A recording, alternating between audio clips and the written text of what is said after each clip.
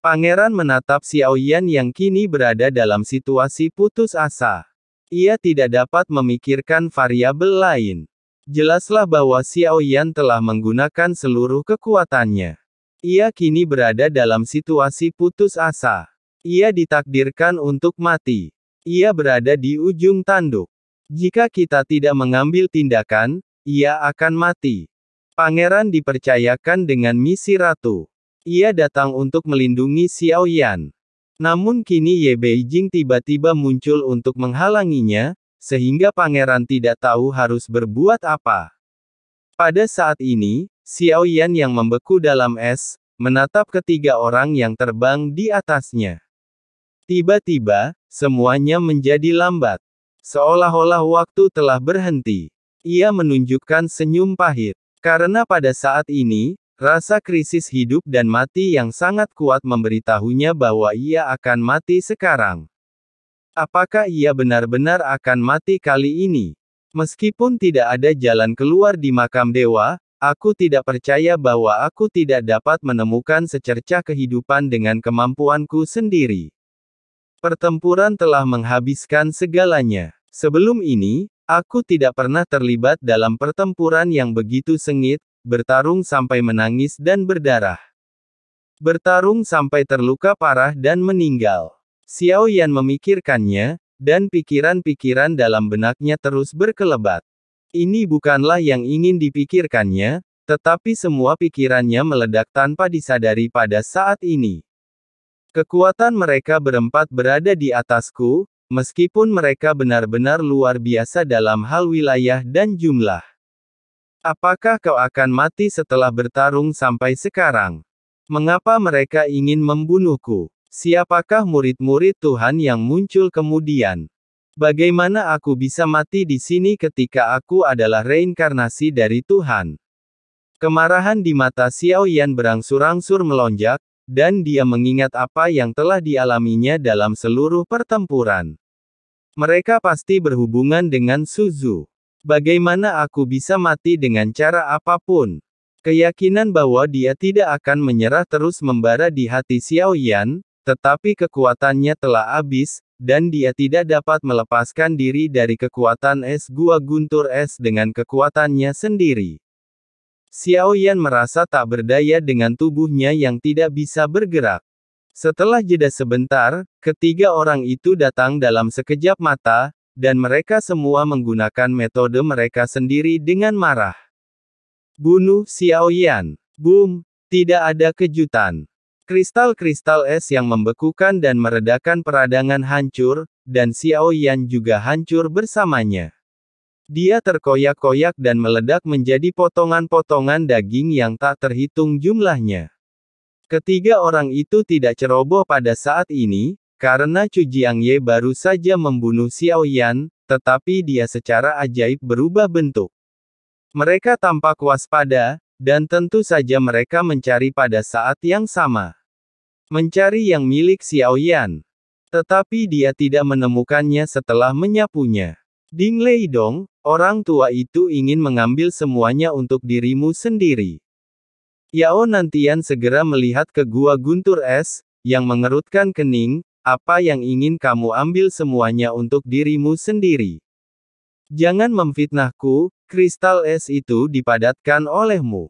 Kemana perginya kelasnya? Aku ingin menemukan kembali hantu jiwaku. Siapa lagi yang bisa mengambilnya secara instan kecuali kamu? Orang tua itu tidak mengambil gua guntur es, tetapi dia melemparkan lengan bajunya dan berteriak. Oke, kamu gua guntur es. Jika kamu tidak memberiku penjelasan, kita akan bertarung lagi hari ini. Aku tidak takut dengan kekalahan yang begitu serius dan aku tidak peduli untuk bertarung lagi. Bisakah kalian berdua diam? Tian Luolan tiba-tiba berteriak saat ini. Situasinya belum diketahui, tetapi mereka berdua bertengkar saat ini. Mendengar suara Tian Luolan, mereka hanya melihat sekeliling. Tunggu sampai aku menyegel daging dan darahnya dengan keheningan sehingga tidak ada lagi kecelakaan yang bisa terjadi. Dan kalian berdua jangan lupa rencana tadi. Suara Tian Luolan begitu halus, dan kelopak bunga terus-menerus mengelilinginya, tetapi saat ini matanya tajam, memperlihatkan niat membunuh yang kuat. Keduanya tentu saja mencari Cu Jiangye yang diblokir oleh anti-inflamasi dan meledak di dalam tubuh. Mereka ingin membunuh Cu Jiangye bersama-sama. Jiwa super raksasa Xiaoyan yang meledak membentuk kekuatan penghancur yang mengerikan dan berubah menjadi hamparan putih. Itu seperti badai yang berlangsung lama. Cu Jiangye tidak mati. Yao Nantian bertanya. Tian Luolan menggelengkan kepalanya. Kami merasa masih ada napas, tetapi sangat lemah.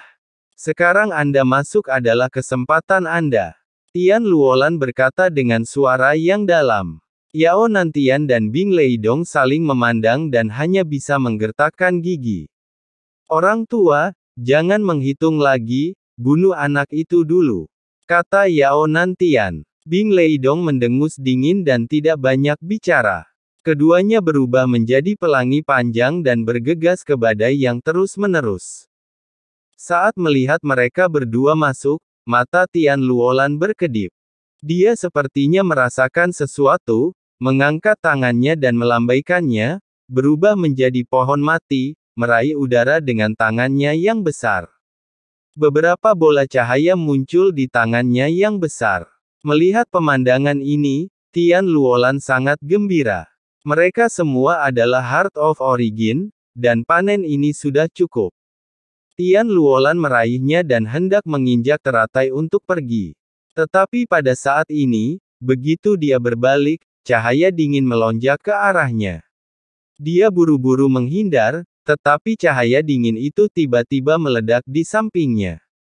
Seketika membekukan tubuhnya dan membuatnya tidak bisa bergerak.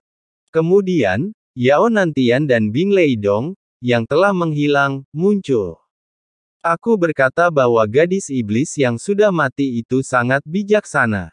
Dia pasti sedang menghitungku. Trik untuk memancing harimau itu menjauh dari gunung juga sangat jelas. Yao Nantian bergumam, Tian Luolan, matanya menjadi dingin. Ternyata pertengkaran antara keduanya itu disengaja, dengan sengaja merancang jebakan untuk memancingku masuk ke dalam jebakan. Tian Luolan, apakah ada hal lain yang perlu kau jelaskan? Tian Luolan mendengus dingin, dan tepat saat dia hendak menyerang, dia tiba-tiba meraih raksasa pohon mati yang memegang jantung asal dan meledak dengan keras. Naga merah. Di sekeliling, daging beku Xiaoyan bergetar hebat saat ini dan kemudian dengan cepat berkumpul. Sial, dia benar-benar dapat beregenerasi dengan cepat untuk menghentikannya. Mereka bertiga langsung terkejut. Mereka mencoba menghentikannya satu demi satu, tetapi daging dan darah itu berubah menjadi kabut darah saat mereka menyentuhnya, dan mereka tidak dapat menghentikannya sama sekali, dan terus berkumpul. Biar aku saja, dasar sampah. Pada saat ini, sesosok tubuh yang malu muncul. Tubuhnya berlumuran darah, dan bahkan setengah kepalanya hilang. Orang ini adalah Cu Jiangye. Dia tidak mati, bahkan di bawah serangan sekuat itu dari Xiaoyan. Dia masih selamat, dan akan memberikan pukulan paling fatal saat ini. Cu Jiangye mengangkat telapak tangannya yang tidak lengkap, dan tiba-tiba menekannya ke udara, dan kekuatan reinkarnasi melonjak keluar dari tubuhnya. Dia dengan cepat menulis kata, angin, dengan jari-jarinya. Bahkan jika dia terluka parah saat ini, dia tidak bisa memberi Xiaoyan kesempatan untuk pulih. Cu Jiangye tidak mati. Ini mengejutkan ketiga orang itu. Pada saat ini, mereka semua saling memandang dan segera memiliki niat untuk membunuh. Sebuah belati muncul di tangan Yao Nantian, dan udara biru es dari guntur es dan es menghilang. Tian Luolan, kekuatan jiwa yang kuat bahkan lebih terselubung. Sushi dan Cu Jiangye saling berhitung, lalu tiba-tiba mengesampingkan dendam masa lalu dan menggabungkan kekuatan, karena mereka tahu, kalau mereka tidak segera menghadapi Cu Jiangye saat ini, mereka mungkin tidak akan mendapatkan apa-apa. Cu Jiangye yang terluka parah adalah kesempatan.